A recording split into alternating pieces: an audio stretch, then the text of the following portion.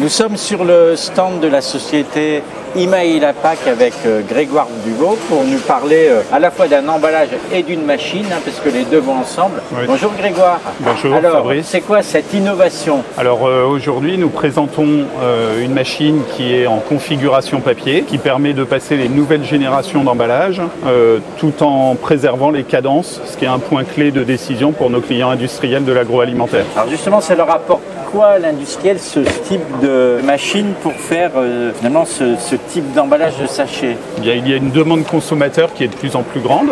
Les consommateurs souhaitent avoir du papier, moins de plastique dans les mains. Et donc chez IMA, nous avons investi énormément dans des laboratoires pour pouvoir passer les nouvelles générations et notamment le papier sur nos machines, tout en limitant l'impact sur les cadences autant que faire se peut.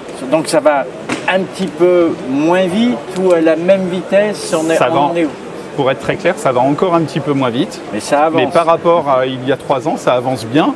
Et je pense qu'on est dans la bonne voie pour donner à nos enfants un monde avec un peu moins de plastique et plus d'avenir. Alors ce sachet en papier, il doit quand même être scellé. Donc il y a forcément quelque chose à l'intérieur. Et puis pour faire la barrière. Oui, alors il faut être très clair sur le sujet parce que nous, dans le domaine du packaging, on se bat pour aller vers des emballages vraiment plus verts.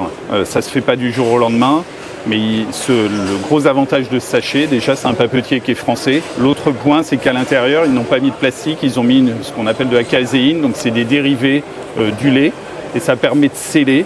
Donc c'est vraiment du 100%, du papier avec de la caséine. Donc ça va dans la poubelle jaune, c'est recyclable, et ça c'est vraiment une progression par rapport à ce qui se faisait il y a quelques années. Donc on a parlé du consommateur, c'est le consommateur qui pousse à avoir moins de plastique. Néanmoins, j'ai vu dans les vitrines qu'il y avait le sachet des crudettes qui s'est essayé, qui a arrêté. Donc est-ce qu'on a des...